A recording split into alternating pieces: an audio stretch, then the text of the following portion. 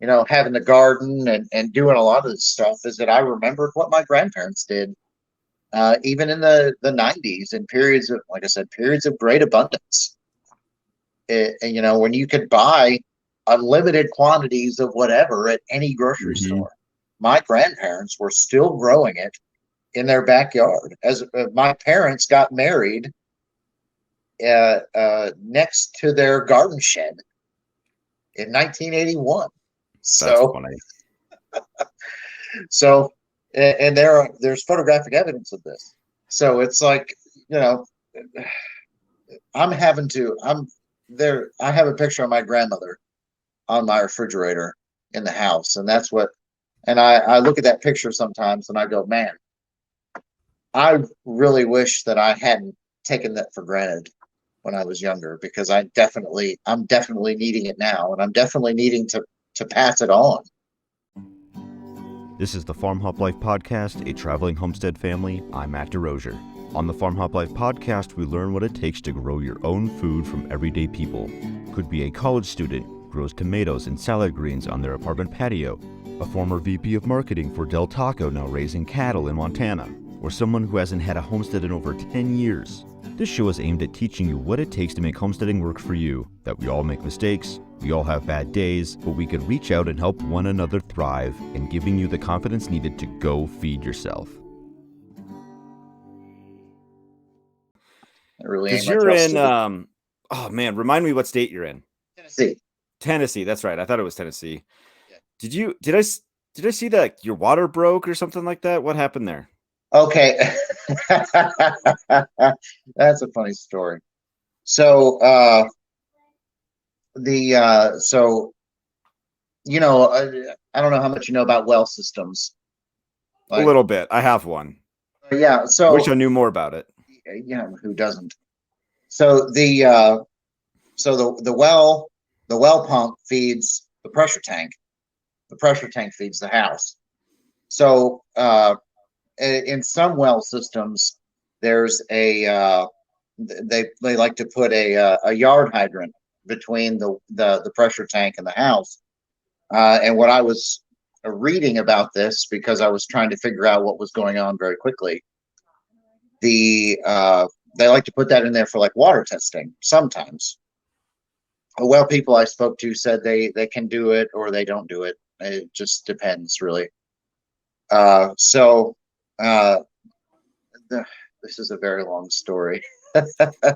They had in long story short, the property was overgrown for years. It'd probably been overgrown for a decade or more. So a bunch of trees had sprouted up around the yard hydrant where the wellhead was, and in the area where the pressure tank was. So I was trying to clear that area, and I had managed to maneuver the tractor. I've got because a tractor was left out here. It's also a long story, and I managed to maneuver the tractor in to push a tree out of the way. Well, if you're hooking up a yard hydrant, you should never hook steel pipe to PVC, because the steel's not going to last nearly as long, especially when it's been in the Sure. ground for 40 years. And from because I never even touched the yard hydrant with the tractor, and what I'm guessing is that the ground pressure from the tractor ruptured the water line Oh, that jeez. that fed that yeah and that fed that particular yard hydrant. So all of a sudden there's water shooting out of the ground from where I pushed it over, and I was like, well, this is fun. This How is really fun. shallow was that pipe then? If the pressure Well, from the tractor cracked it. the frost depth here is to get below the frost depth here, it's only 18 inches. Okay. That's still So a good ways down. yeah, it's not terrible. I mean, I can hand dig it. Uh, I don't like to, but I Right. have, clearly. So I got down there and I pulled that yard hydrant out, and I was trying to connect or reconnect it. So like I had a well company come out, and they sent one of their technicians out, and he looked at it and he said, "We can do the work, but this is something that you could really do yourself." I said, okay, well, I've never really done PVC work before, so this is a good learning moment for me Yeah. to break some more stuff. Right. But he kind of looked around where all the piping was, and he went, "You really need to get these tree stumps out of the way." And I said, "I'm on it." And so on the front end of my tractor, I've got what's called a ratchet rake on there. It's like a piece of 3/8 inch steel, and it's got triangular shaped tines that face down and triangular Okay. tines that face out. So I managed to get part of the ratchet rake onto one of these uh, stumps. Well, when I pulled the stump out, it ripped all of that out, like all the way to the little supply valve that feeds the house.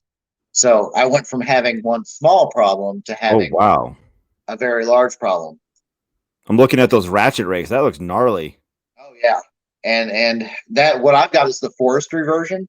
So the ratchet rake's got the standard ratchet rake uses like a wire or a piece of nylon webbing. The one that I had to go buy a chain for.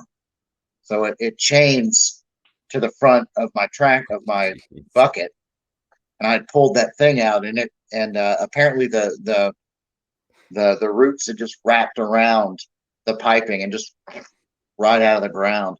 Oh, geez. And it made one problem.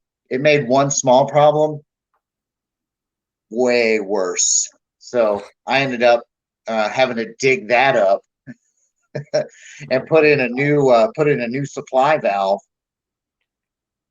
in line with all the rest of the stuff. And I made sure that this one was brass, so it's not going anywhere for a while. There you go.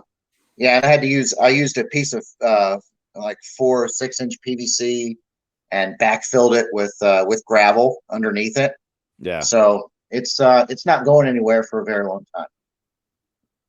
But you fixed Uh, it. You got water huh? again. Yeah. Oh, yeah. I needed the water, and I was doing all this on my birthday. And at the time, I was also involved in a lawsuit for a car accident that I had been in 5 years prior. So Happy I had to give a birthday. deposition uh, uh, over the computer, over Skype or Zoom that morning. So they're like, yeah, if you're done, they said, yeah, you're done with your deposition. You can go if you have something else to do. Yep, sure do. Oh, jeez. So yeah, it was that was a very interesting about a week or so trying to get that back together. But I That's was funny. my wife was entertained. She thought that was hilarious. As long as she thought that that not having water was funny. Yeah. Yeah, She honey. That's funny. That's hilarious. she had a friend. She had a friend she can go stay with. So it wasn't like we were. There you She was go. totally without. Uh, it was That's just an pretty good. interesting. It was an interesting It was an interesting week there. Yeah. You had said that the property had stupid internet. The property's been overgrown for I don't know, like 10 years. So Yeah, probably more than that. are you So new to it? Are you new to this property? I am. So when we moved out here in 2020, uh, it was a couple of months after the previous owner had passed away. He died in like February of 2020. He'd been sick for a very long time. He'd probably been sick for 15 or 20 years, like a long-term cancer kind of thing. So he didn't really care much for the land because he just physically could not. Sure. So, like in areas where there had been grazing pasture or pens for animals or something like that that he had before that, it had basically turned into a pine forest. And pine I've learned is very prolific and will spread very quickly, kind of like bamboo, but not as difficult to get rid of. So, excuse me, he had just let it go over the, you know, 20 years that he had been 15 or 20 years that he'd been sick. So Sure. when we got here, or when the property went on the market. So let's this kind of goes into something that we had messaged back and forth is getting started. Mm-hmm. Was I had lived in a neighborhood pretty much, or an apartment pretty much my entire life. I had helped out on farms before, but somewhere around, see, I'm also a cancer survivor. I had cancer in 2011, testicular cancer. So like somewhere after 2011, I had decided that it was time to, or I was starting to think about, like, what, say this, like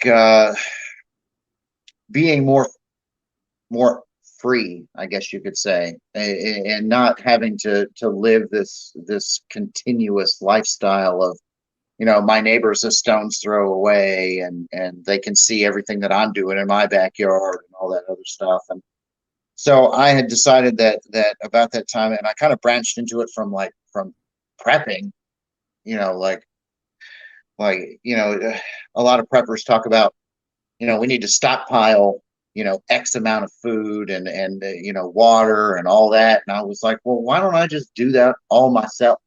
So it just kind of became a natural extension of that desire to not be wrapped around the grocery store life. And if we're out of something to good, because what happens if the grocery stores go away? You don't have that kind of, you don't have the infrastructure there to support your own self, and things get really desperate really fast. So I kind of made the decision that we needed to get out. I kind of ended up sidetracked during that period of time because I personally ended up, my first wife didn't, I got him divorced and then remarried. And my first wife wasn't too keen on all of this previous setups, and that kind of caused some friction. And there were some other things involved, but it's either Sure. near or there. Uh, but I had still always had that desire to get out of the neighborhood, to have more space and be more independent and more self-sufficient. So, I ended up getting remarried, and then we had another, my wife now and I had another child, which was number 4 for us. I had 2 in my previous marriage, and then she brought a stepdaughter, and then we had another daughter, and it only increased my desire about 2018 or 2019 when I looked out my window and saw a drug deal going on right across the street. And I said, I told my wife, I said, I think, and I've seen drug deals before because I work in the city. I work for the closest major city here. I've seen that kind of stuff before. And I said, Sure. that's not stuff that I want to raise children around, or it makes me a target. So because when they end up in a gun battle or something like that, then I end up in the middle of a crossfire, and that's nowhere that I wanted to be. So my wife was a real estate agent at the time, and we made the decision that it was time to get out. And uh, we were looking and looking and looking, and she had automated searches set up through MLRS, and was looking and looking, and nothing really came up.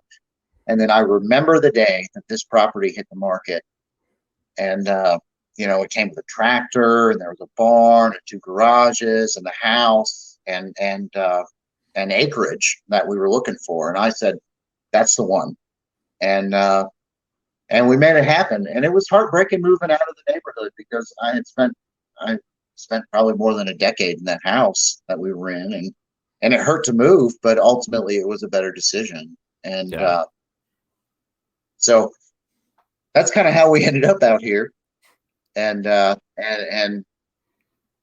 said, from living in a neighborhood or something like that, but helping out on farms, I had a little bit of knowledge. But I've Right. kind of had to expand my knowledge base very quickly. Yeah. So it's been an interesting time, to say the least. Yeah. It sounds like we got we have similar start times. So like we finished building this house in March of 2020. So I can't remember if we started our garden, like our little dinky raised beds the year before, the year I don't remember. But so I'm curious, like, so how far along are you on your homesteading? Like, so what do you got? You got a garden, you got chickens, any other livestock, or Well, so our garden has been kind of a work in progress. always is? Oh yeah, certainly. I was and still very am into like traditional Native American planting Okay. strategies. So like the Three Sisters and things that go with it. And then uh, I was doing before we moved out in the neighborhood, I was doing raised beds at the house, and we had a lot of success with uh, like green beans and tomatoes and stuff like that. We had a lot of success with that. And then we managed to can a bunch of our green beans from the last couple of years. Still trying to figure out like when's the best time to do corn and stuff like that. Like and squash, we just kind of fry or whatever. But uh, we grew all these things, and then we're still trying to figure out how to use them. So yeah, I hear you. it's a work in progress. And then like with the area that we've got, the last garden that we had was out in the pasture. So it was a pretty good sized area. It was like corn and squash and I had done the mounds and stuff like that and how to set it up, and it was marginally successful. But uh, we decided to move it a little bit closer to the house because in this part of Tennessee it gets ungodly hot in the summertime. Uh, like I mean, you step outside in the morning time before the sun is even up, and you're already sweating. That kind of hot, and yeah. So No we thanks. decided that it was probably better to move it closer to the house. So we've been in the process of putting in like more permanent raised beds. And that was some of my more recent YouTube stuff and stuff on Instagram was using galvanized steel and building a garden beds for that. So we're still in the progress of getting that set up, but hopefully within the next week or so we should have those ready to go. So Nice. and then I'm still trying to find because I had planned it out to be direct. Half of it was going to be direct sew kind of stuff. Like we were still going to hang out with the native styles, the native uh, uh, patterns, but also have like raised beds and have other stuff. So there's been a lot of math involved about like the minimum square footage necessary for each Yeah. person, like using the Victory Garden kind of math from the 40s. It's like it requires. They talk about they don't require it, but they talk about so many square footage uh, per person, and we Yeah. always figure it on six people because there's six people in the family, but they're not always all here. Sure. So we always want to have extra, Yeah. and the extra we can or do whatever. So and Yeah. then I'll send you a link. So Scott Miller from my men's forum that we have on Mondays. He's got his own podcast, Thriving the Future podcast. He's selling a spreadsheet of like it's like a calculator that he it's like this calculator that he made for himself that calculates, how much, how many people are in your family, how much of each kind. So exactly what you're talking about. And so like all the math like gets done for you. And so it was like 10 or $15 or something like that and so like, yeah, I picked it up because I was curious and help support him a little bit. So yeah, I can send you a link to that oh, that's great. if you like. Yeah.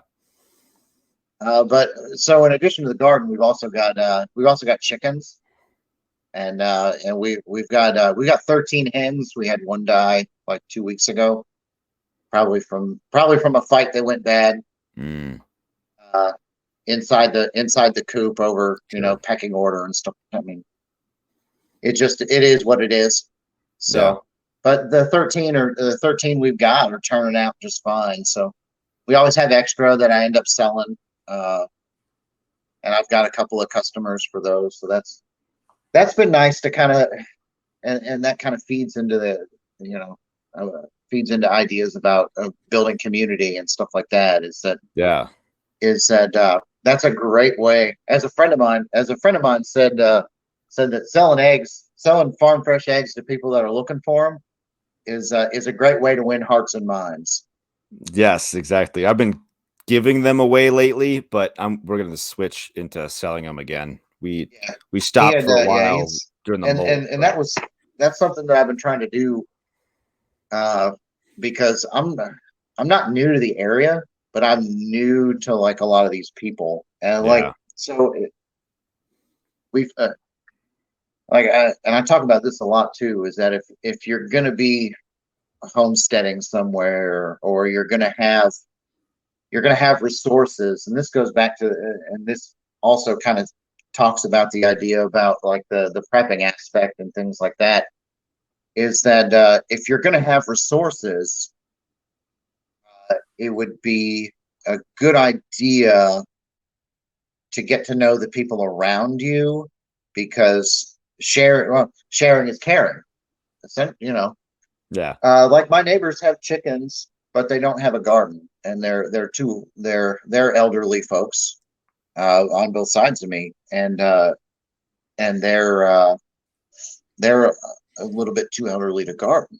So Mm, it makes a lot of sense. They have chickens because that's pretty easy to do, but we can provide our overage, and they can help us out when we need, like they've got heavy equipment, and I'm doing this on a budget, yeah. very small budget, and they've got heavy equipment and I don't. So it comes down to like, bartering here and there, or Right. I help them out with some other things around their place, and they help me out with some other things around mine. So it's important to get to know your neighbors Oh yeah. and build that community, and build a friendship. Like I was introduced to the neighbors to my east, or to my west, because they had seen that the gate that was previously locked was open, and that they could hear chainsaws in the background. Well, when this property was overgrown, I was having to cut down, 5 and 6 trees, in a Yeah. 5 or 6 hour time frame, just to be able to clear the land out. So they heard people working back here, so they came back and introduced themselves, and we've been friends ever since. So that's just the Excellent. kind of things that people that are getting into it, like, if you don't want to you don't want to alienate your neighbors, and you definitely don't want to, like, ignore them simply because you're self-sufficient. Not everybody is self-sufficient. Everybody's always Right. got something to Yeah. share, whether it's knowledge or equipment or both, you know. So, Did I see that you made a PVC chicken feeder? oh yeah. So Is that I working actually, out pretty well? yeah, I copied that, as I said on YouTube. It was a copy of a copy. Mm-hmm. Somebody had so it's based off of the Dynachuck that you can find on Amazon, Okay. but somebody had found somebody had kind of built their own out of PVC pipe, and I kind of modified that even more, because the way that they had built theirs was overly complicated and required too many parts. And my educational background's in engineering. Sure. So when I was looking at the parts, like, well, that's the same as this, and I can use this part to do that. So made a couple of logical modifications and changed one of the reducers and shortened one of the sections, and here we go. I got two of them. I put two of them out there now and feeding the chickens. So when I'm feeding them crumble now, but I was using pellets before. Yeah, it's kind of hard to figure out what they like. it is. It's like the crumble's easier. The crumble's easier to use on them because they don't have to peck it apart. Right. But at the same time, crumble is more easily wasted. So yeah, that's true. So another guy from Immense Forum, how I met him is I saw a video on TikTok where he uses a deer feeder to feed his chickens. And so I load pellets in the deer feeder and it just spins and throws the pellets everywhere. yeah. Well, every once in a while I'll be like, why are the chickens like following me like they're hungry? And so I go to look and like the pellets get like it's just perfect where they don't drop down. Like they're all like bound up on each other. And so you just like hit it with your hand and they all like drop down and it's fine. But like that part still really annoys me. So I'm still looking for other methods to feed them with. Yeah, that PVC feeder is a good choice. My wife swears that there isn't enough. Isn't enough feed? Well, it doesn't feed them enough. She's talking about capacity because it's based on a 4-inch PVC pipe, and I've thought about expanding it out 2 inches to 6-inch, but that would involve changing one of the reducers down to 6 in order to get the same kind of effect. Like if you and I haven't experimented with this much, but I've thought about it. I put quite a bit of thought into it, actually, is that if so the pipe that feeds the feed into the bottom of the feeder is 2 inches in diameter nominal. So I'm wondering if making it larger would cause more feed to drop or the same amount of feed but slower, or if it's a balancing act because you don't want to drop a ton of it on them because they're gonna gorge it all, right? And then you don't want to drop too little of it because then they're not going to get the proper amount of nutrition. So there's kind of a balance to be struck in there. It's just a matter of finding it. I'm pretty sure I could do it with a 6-inch tubing, but it's just at the moment I don't really have the time to experiment with it. I've got way other projects to handle. Yeah. So look, I just made this one. Isn't this good enough for now? I think that's close to about what I told my wife. It's like I just did 2. What more do you want? That's funny. Oh man, that's funny. So, what are some other things that have worked well for you on your property? Man, so so talking about the chickens is that right now they're pretty much all on the run. I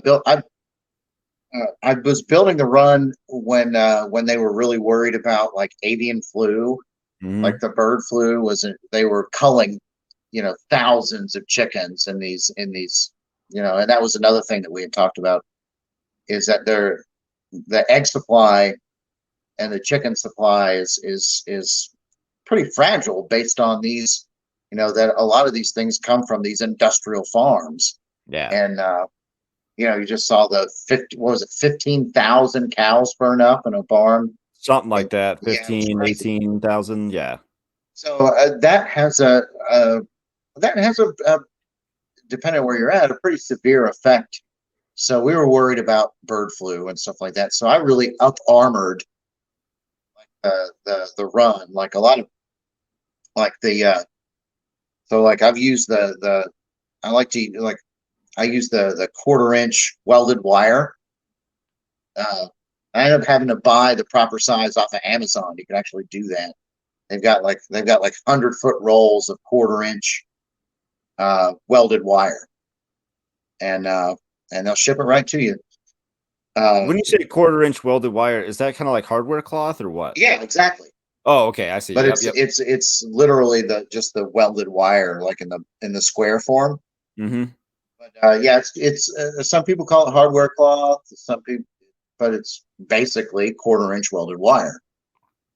And I use that to an extreme. Like I used it everywhere. Like anywhere there was a gap, there's welded wire to hardware cloth in order to counter it. Yeah. So I've definitely up engineered a lot of stuff, so that's worked pretty well. We've got coyotes and stuff around here. They've got two of our barn cats, I think, maybe. Oh, geez.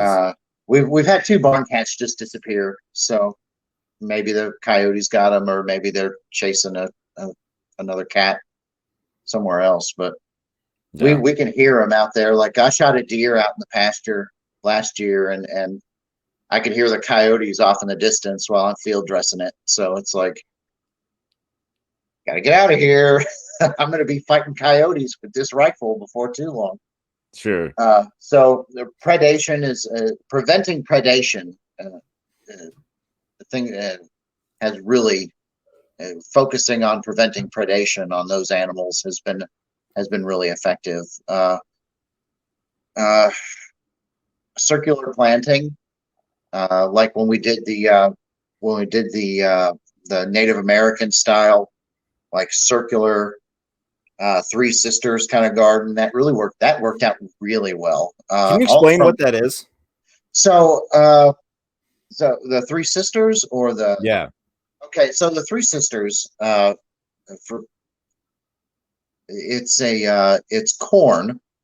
It's usually a form of dent corn or some kind of ground corn you can grind. Okay. And it's squash and beans, like Okay. a climbing bean, not a bush bean. So the way that it works is it's one of the earliest known forms of companion planting. Okay. Yep. So I just never heard of the Three Sisters.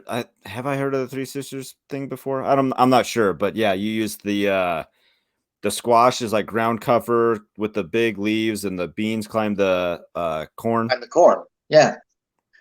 We did that in a circular garden. So like in the center there were 4 mounds that had corn on them, and then we would move out, and then so we didn't necessarily plant the squash in the same mounds as the beans and the corn. We would plant the squash in between the mounds with those. So, but as they grew, it made watering really efficient Yeah. because you could put the watering equipment right in the middle, and then it would go. You could set the sprinkler to go around and around, and it would water everything. But that leads that that was another problem that we had decided to troubleshoot from last year was our water supply locations, about where we would put yard hydrants and things like that. Yeah. So like that's a different problem. That deals with the well, and so Yeah. and going back to what was out here prior is that according to the neighbors, and this is knowing your neighbors, is that this was he did hogs beforehand. So there's like different pens in different areas that are fenced off for that where hogs were, and so there. My guess was there was one way out on the property because there's several yard hydrants in those areas where they would have been feeding or drinking. So we've got to relocate a lot of those in order to better service. And then my wife decided, hey, this used to be a pig place, so maybe we can get pigs now. It's like, why did I say anything at all? It's like every time there's a cool project, my wife is like, hey, let's do this. All right, well, I'm thinking in terms of hours. How many hours will this take me to complete? So, but Yeah. I've always, I'm the of the pair of us, I'm the temperate one. I'm the one that's always thinking about like, okay, well, we're gonna need fencing and wiring and you know the proper equipment, and we're gonna have to run water to it. So you know, and she's like, you know, always the idea person. So it works well. Yeah, yeah. You need both. You really do. Like how like hey, that's a good idea, but then you need somebody like how to like execute the plan. And Yeah, that comes from that comes from that engineering background. Is that I think a lot about yeah, materials that we're going to need and where we're going to get them and dimensions and mathematics and things like that. And it's funny because I was never good at math until I got out here. And then, you know, even doing design plans, I always double checked it against computers. And then I got out here and it's like, oh man, I need math a lot more than I thought I did. Even you know, running cable or designing, you know, sprinkler systems or whatever for buildings, it was like, okay, well, now I need math even more because you know you've got to the buildings that you're building have to be square, and there's a certain way to do that. And then yeah. so I was always very hands on, and then when I had education on top of that, it was pretty wild. So What's some stuff that hasn't worked well?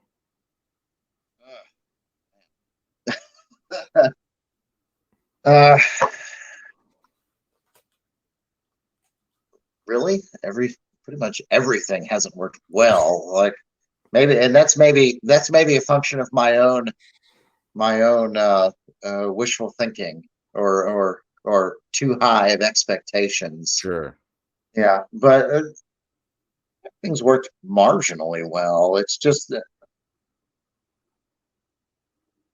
I didn't think when I got out here that I would have to fix nearly as much as I did.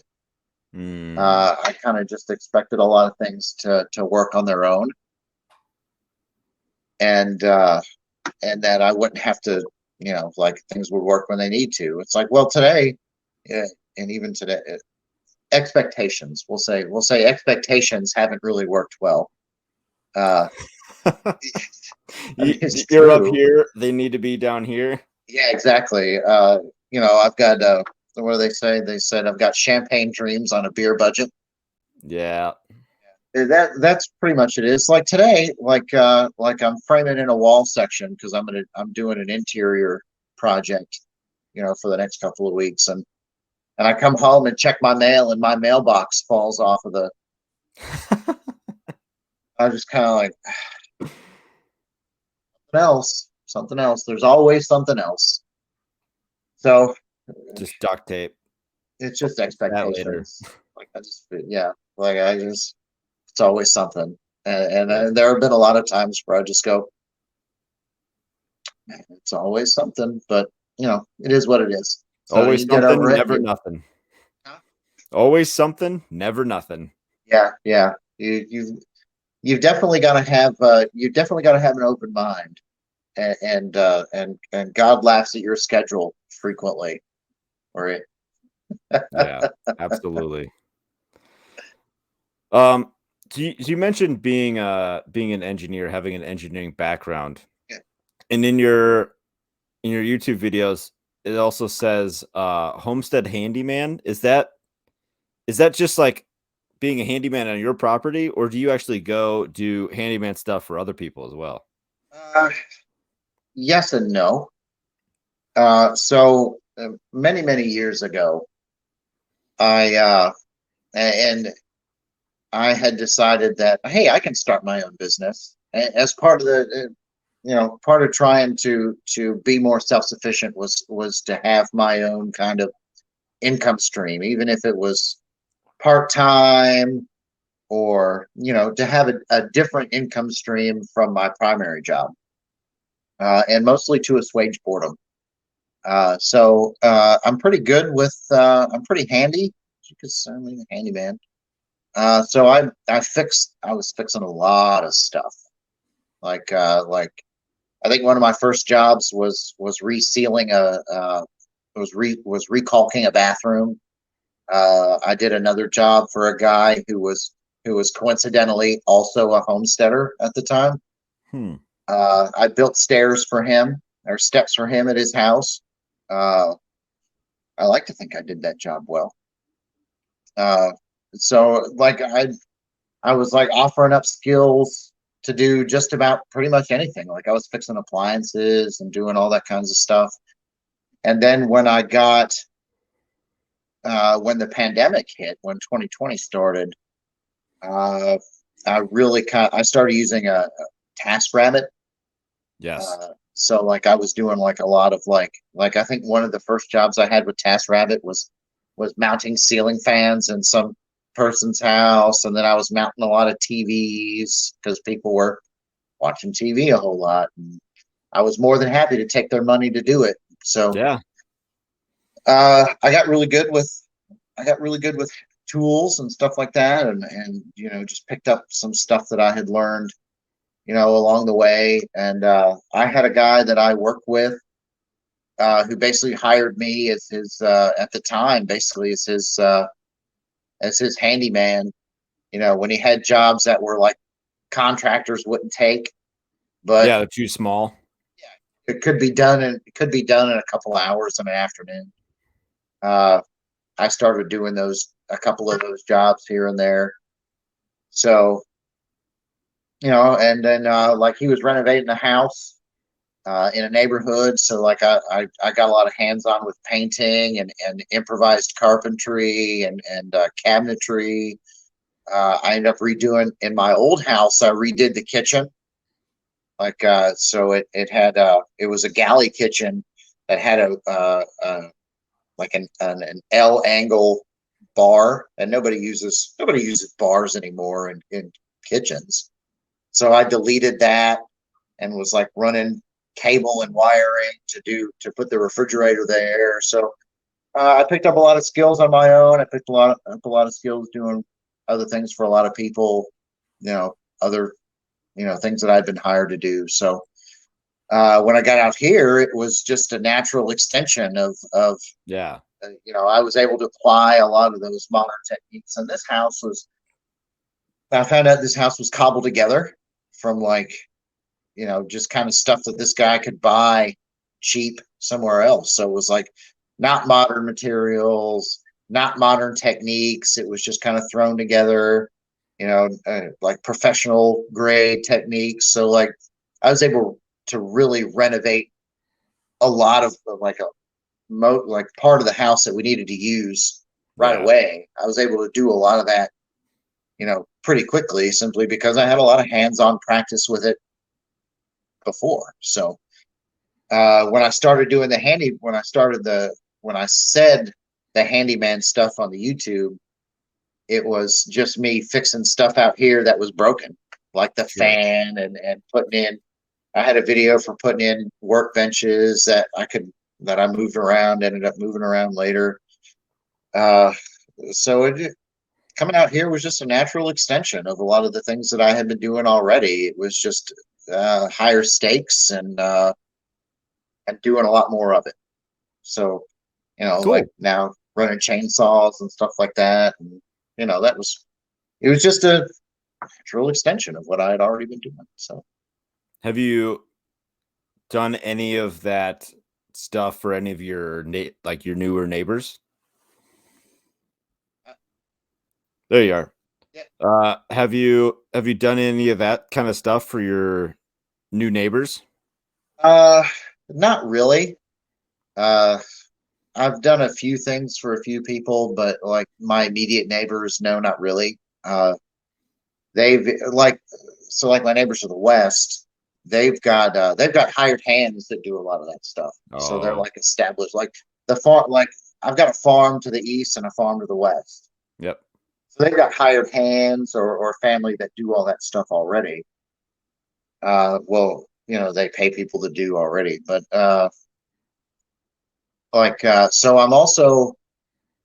a paramedic.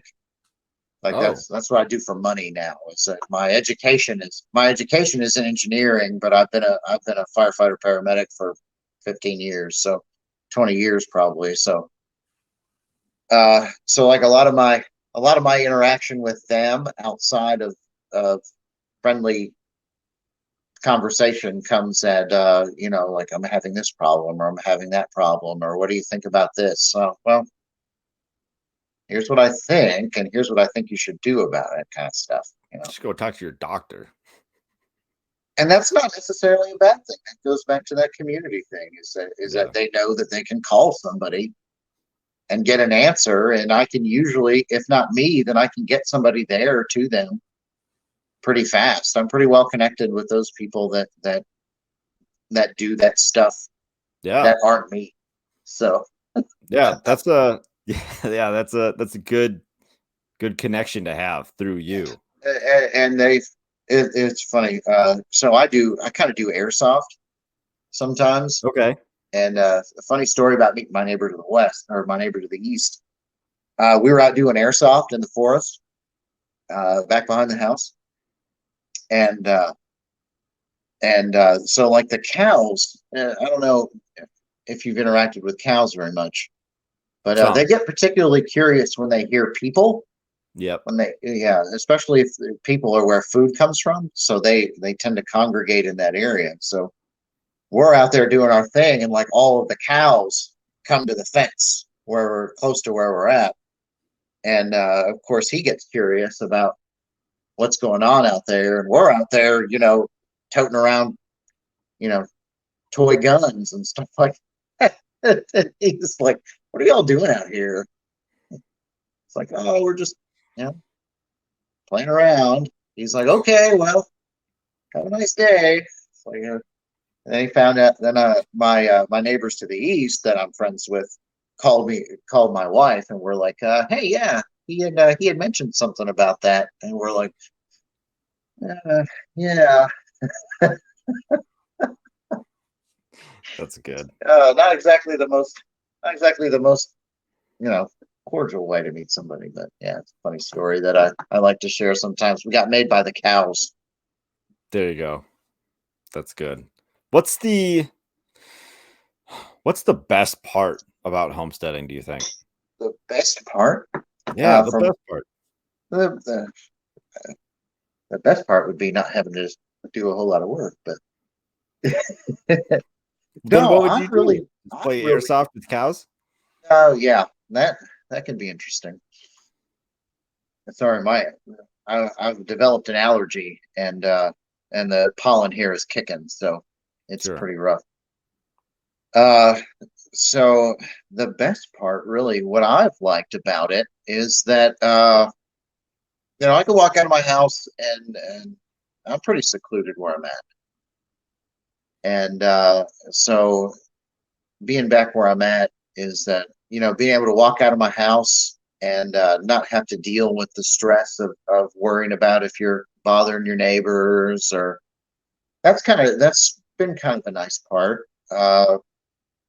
Is having that real feeling of independence that I've kind of been yearning for the last probably probably more, almost a decade now.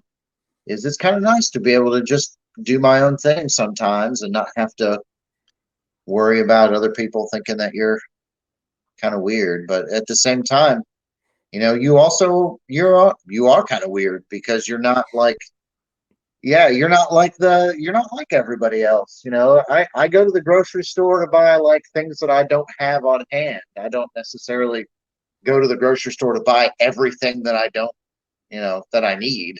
Sure. I've either already stockpiled that, or I've sourced it here, or I can find it within the community itself. So that's kind of nice. And then even that, like your neighbors, my neighbors my neighbors generally respect what I'm trying to do out here. Is that I'm trying to be I'm trying to live that American dream that everybody wants, is to not have to depend on the grid or the system, or that's the nice part, is just being yourself, being able to be where you're at and not have to worry about anybody else for the most part, but also at the same time having that community, being able to grow a community, and you've got customers and friends, customers that become friends, and you've got neighbors that are willing to help out. Like my neighbor, one of my neighbors, like there was a double wide trailer on the property, and one of my neighbors, like I hired a guy with a track hoe to come out and knock it down because of insurance. Insurance companies wanted it knocked down, and he came over and helped me dispose of it, like even without even having to be asked. He's like, "Yeah, I just needed to get out and felt like being helpful, and it looked like you needed a hand." He's like, "And if you need anything else, then you just can't find that kind of Yeah. stuff anywhere else." Is that when you've got a community of people that are willing to help out, and that's kind of something that my neighbors have lamented about before. Is like so like my neighbor to the west of me, he was saying that the people from the church, they came over and helped me frame the house and help me do this, and we put up the barns and the fence, and we did this. And he's saying people just don't do that anymore, and that's part of building building that community is being able to. That's really the best part, is feeling that again. And I think that's what's really drawn a lot of people to this. What we've been trying to do is that they've felt that community that they haven't really felt in a long time. So That's great. yeah. And like I said, you cannot, with things the way they are these days, you cannot downplay the importance of having community, having people that you can call, or having neighbors that you trust, or people that you've helped do whatever and helped you do whatever. You just can't underestimate that enough, and especially with the way things are going sideways these days. Yeah. Or it certainly feels that way, depending on what everyone's perspective is. Each person is different how they view things. Is that you definitely need that kind of local connection to people around you, and it's nice to be able to build that. Right. So going in like a little bit smaller, what about the family unit in homesteading? So like finding what like a role for each person in the family and like their role on the homestead. How do you do that? Well, it's very much dependent upon ability. I mean, my 3-year-old can't do a whole lot, but she can help pick up toys, Yeah. or clean up small messes. And then my 9 and my 10-year-old, we have them out there. We'll have them out there, helping weed, pull small weeds in the garden, or if they see a ripe vegetable or a ripe fruit, they can pick it and bring it in. And and this is the first year we've had chickens, so they'll get to experience feeding the chickens and watering the chickens this year.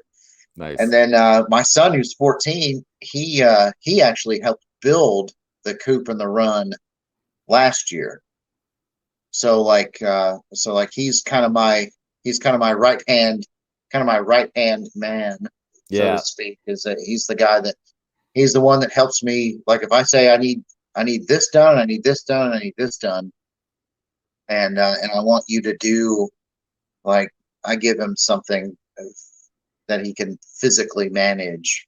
Like I need you to help, pick up the yard. Like if we had a storm roll through, it's like I need you to take the tractor down and do this, or I need you to gather sticks or help me pick up these branches, or like when I fell a tree, I need you to pull it out of the way, kind of thing.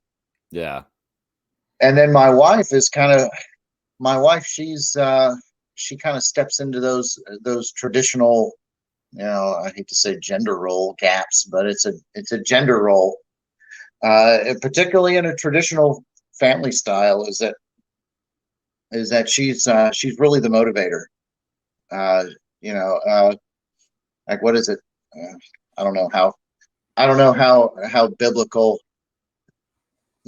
things are in your listenership and stuff like that. It's like, but what is it? The Psalms 31 wife, I think it is Psalms 31. where she's like the manager of the household, and she Mm, arranges the servants for the day. Well, I call my children servants, but sometimes we kind of need you to do stuff. And she's the one that organizes the children to do everything. sure. And a lot of times she keeps me organized. And even though she's really the dreamer of the bunch, she really keeps me from getting into analysis paralysis. It's like it's time Yeah. to like it. That's the engineering part of me. It's like you've you've got to make a decision, and you've got to follow through, and you've got to do it now. Okay, well, all right, well, let me Yeah. Yeah, let my me wife figure it helps out. me narrow my focus. Like, hey, Yes, this weekend, let's focus on this and this, and then if those two things get done, we can, maybe get to this third thing. But yeah, that's precisely. mhm. That's precisely where I'm trying to go with that. Is that she dreams big, but she can also bring me right down to where I need to be. Like you need laser focus on these things, and you need to be Yeah. able to do them, within this allotted time frame. Okay, all right, now I'm with you. Yeah, because my mind's over here, over here, over here, over here, and Yeah, like, and like I'm pretty sure I've got some form of anxiety, just mm, from my work and previous life and all that other stuff, sure. and I'm pretty sure that I've got some level of traumatic anxiety from that. So like when I get wrapped up into a topic or wrapped up into something, it's like it's the cycle starts. And she really is like the one that goes smacks me out of it and says, "Hey, this is what why don't we focus on this and this and this?" Oh, okay. Okay, that knocks me out of the pattern and I can go right to it. So she she she dreams big, but she can, like I said, she dreams big for sure, but she can definitely keep me where I need to be. And that's why it works so well out here between her and I. And this was kind of her idea too. So like, well, Boy, that'd be tough if she wasn't in on it. oh yeah, yeah. And I think that's where I had issues before. Is that you know uh, normalcy bias was kind of a thing, and this is probably a topic for another day. And we could probably spend hours talking about these things. Uh, but yeah, it is you've got to have buy-in, uh, from a spouse or you've got to have shared values and Yeah. shared ideas, and that's what makes these kinds of things work well. Otherwise, they'll fail 100% of the time. Yes. And I've seen it happen. I've seen it happen in households that weren't nearly as uh, where there weren't as many stakes as this one, and I've just seen it fail over and over and over again. Is that you've got to have shared values. You've got to have everybody has an equal voice, but there's got to be somebody that makes a decision, and that's really important in things like this. Is that somebody's got to say, okay, we're gonna.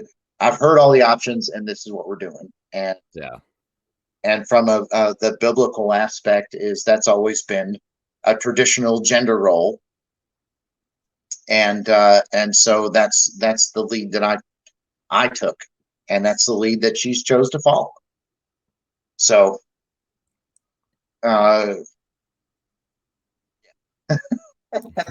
is somebody's got to make a decision, but you've got to have everybody's got to have an equal voice, but somebody's got to make a decision, and Right. that's why it's 100% important to have those shared values, and but Yeah, everybody's got to have absolutely. that. Everybody's got to be equal to a point, but somebody's got to make a decision, and that's what's Agreed. worked so well out here, and that would be my advice to people going forward, is that if you're married, And if you have a partner, or if you're married or you have a partner that's committed to this in the long term, is that you've got to have commitment. You've got to have shared values. Otherwise, it's just not going to work. And it just looks, it's terrible watching it fail. And I've been through divorce, and that whole deal with the court system, and having to deal with custody battles and child support, and it's a pain in the rear. It's terrible.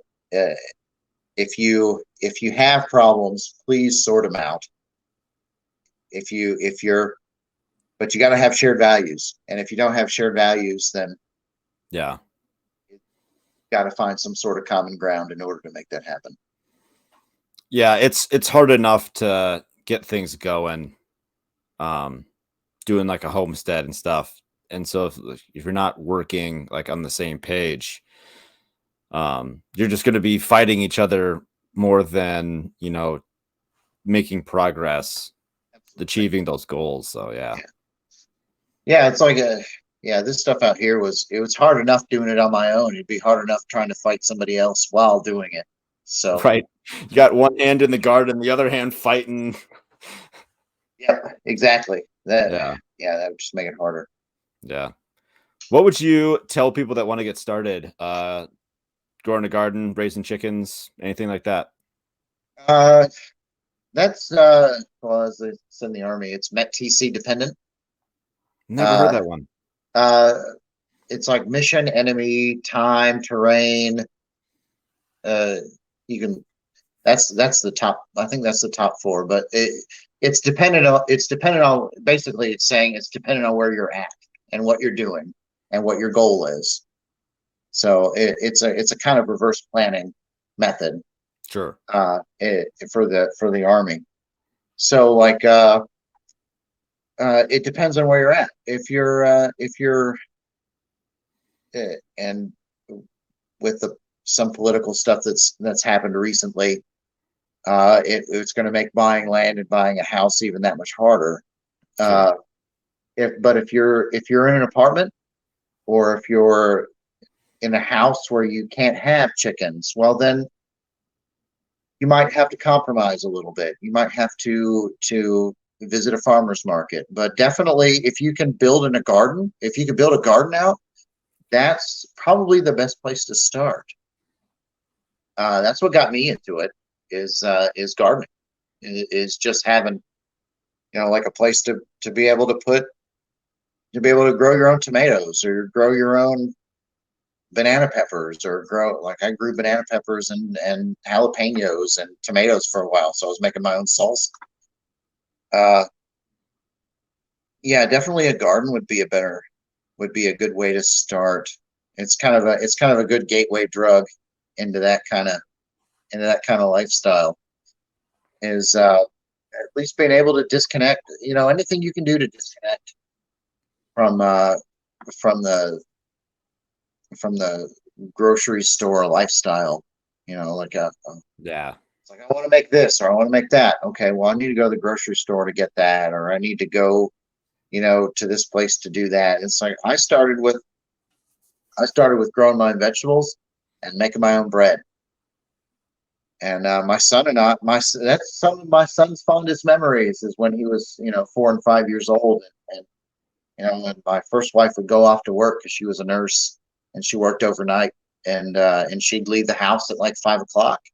And then my son and I would make pizza at home, with stuff that we grew in the garden, and then some vegetables some flour that we got at the store, but we'd use the stand mixer.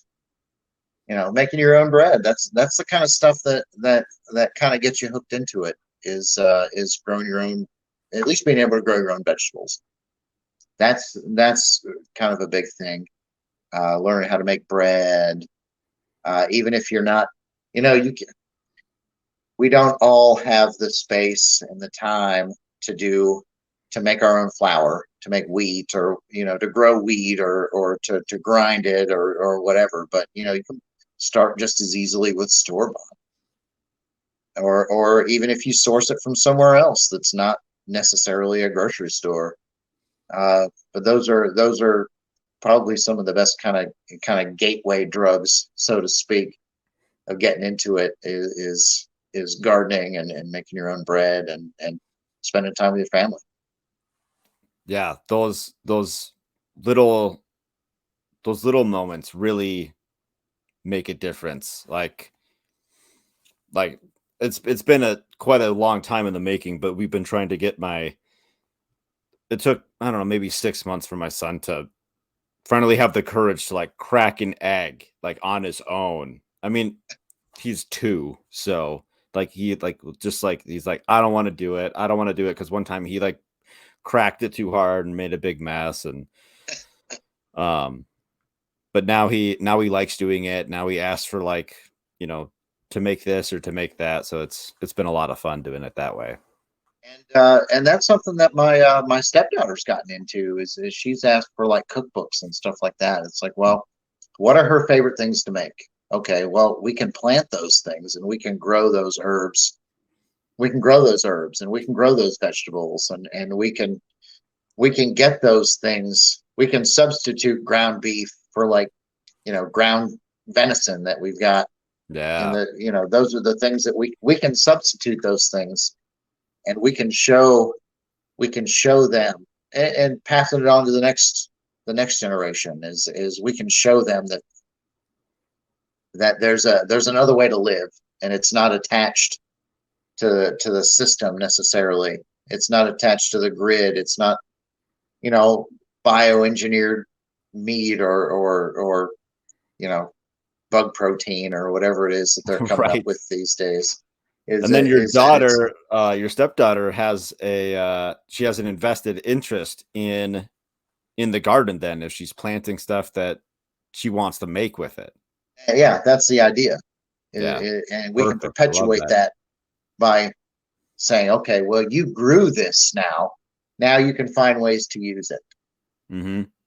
And that's something and my son's more of a hands-on kind of guy. So especially as he's moved into his teen years, so he's like, skills that they don't teach in schools, skills that and Right. his grandfather's a or does, small carpentry work, and I do a lot of, bigger stuff out here.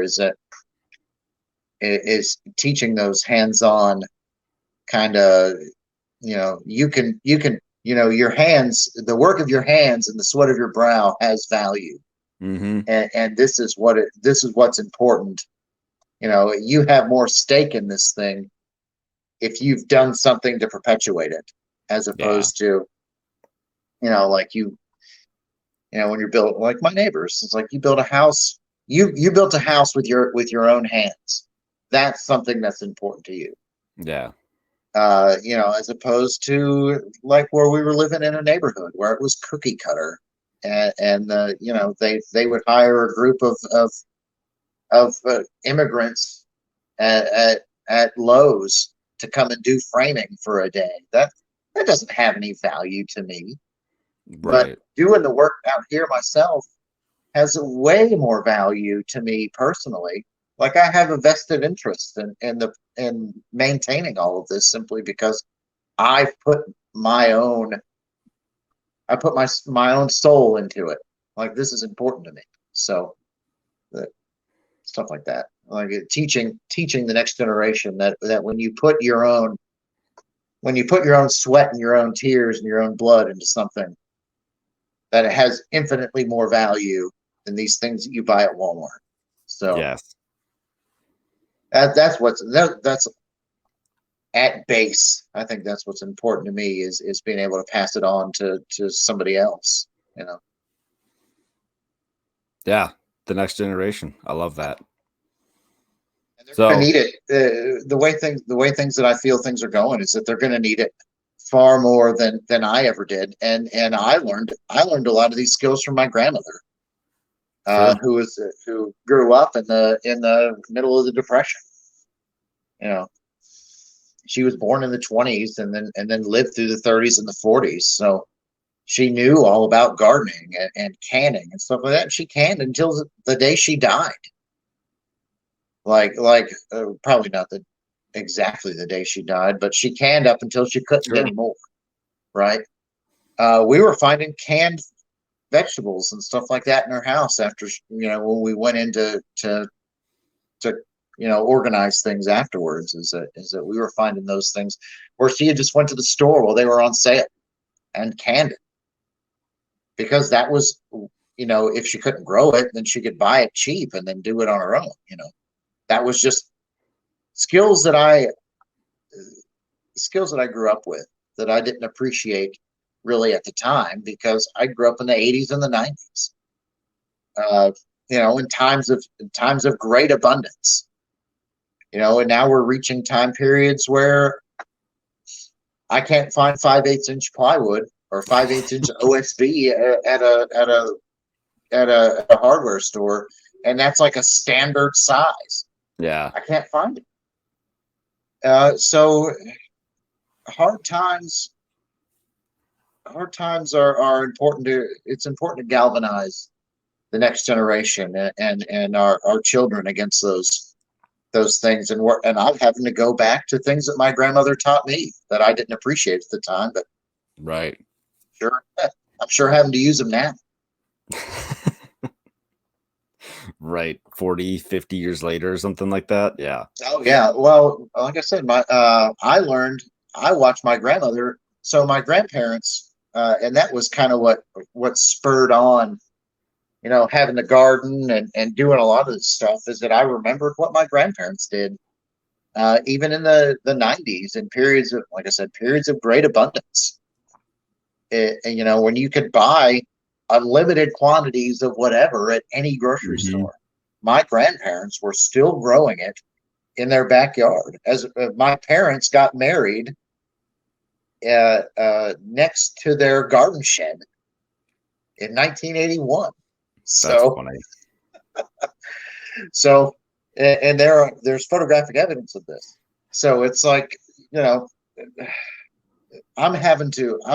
there. I have a picture of my grandmother on my refrigerator in the house, and I look at that picture sometimes and I go, man, I really wish that I hadn't taken that for granted when I was younger, because I'm definitely needing it now, and I'm definitely needing to pass it on,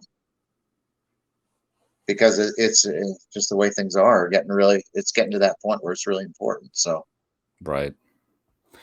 Do you want to let people know where they can find you, follow you, see what you're doing? Yeah. So YouTube is Lofty Pines Homestead. I definitely appreciate the subscription and the likes, and I've had actually people dislike my videos. I've kind of wanted to create a video just for those two people that have. I don't get it, but okay. Do it. It's just me doing random stuff. I'm on Instagram. We're on Instagram. It's not just me. My wife also has control of that account as well. So it's Lofty Pines Homestead on Instagram. There's a Twitter account that I don't really use anymore. I got a little spicy a couple of times, so Do you get in trouble for a couple things? Yeah. Whoops. Yeah. I can be firebrand when I want to be. So there's a Twitter account. I mean, you can follow me on Twitter, but I'm not really going to see it. Facebook's there's a Facebook page, Lofty Pines Homestead, you can all find. I think that's about it. Yeah, I don't have any other socials. Well, I've got a Rumble page, but I haven't updated it in a very long time. So it's the same, Lofty Pines Homestead. But gotcha.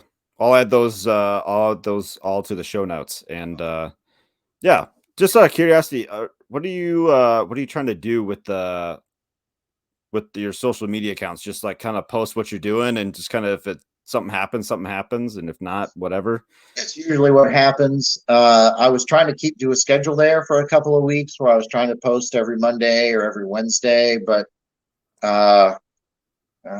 I said, like I've said in several of those videos on YouTube, is that I am terrible at posting It's hard. and terrible at finishing videos on time or with any sort of regularity. So I usually end up with a short or several shorts in a row. Yeah. So just pay attention for the shorts, and that's mostly that's a lot of where my brothers-in-law think that's absolutely hilarious. My shorts are they think my shorts are hilarious. So I was watching the longer stuff a little bit. So yeah, I'll have to check out those shorts. yeah, my brother-in-law, Yeah. both of my wife's brothers think that my brothers-in-law, they think that that's comedy gold. Like I don't know what it is. Like apparently I'm funny in shorts when I only have about 15 or 20 seconds. So it's weird. Well, Russell, I appreciate you coming on and giving me your time and sharing some stories and lessons learned, everything. I appreciate it. Yeah, there's certainly more. There's going to be more somewhere. Good. I'm looking forward to those shorts. Oh yeah. Well, all right. You have a good night. Oh, you too. Thank you. I am Matt DeRozier of Farm Hop Life. Thanks for watching. Don't forget to subscribe and visit farmhoplife.com. Inside of the city, the people are crazy, out of their minds, they ain't got a clue. We gone away, headed west for Montana, left family and friends, all I got now is you. We both got new jobs, a house and a homestead, thinking this was the life, all that there'd be. After our firstborn, you had to stay home. That's when the work got in the way for me. Well, I started Farm Hop Life. We'll come to your farm to help and to wander. Me and the family, a truck and an RV. Send us a message and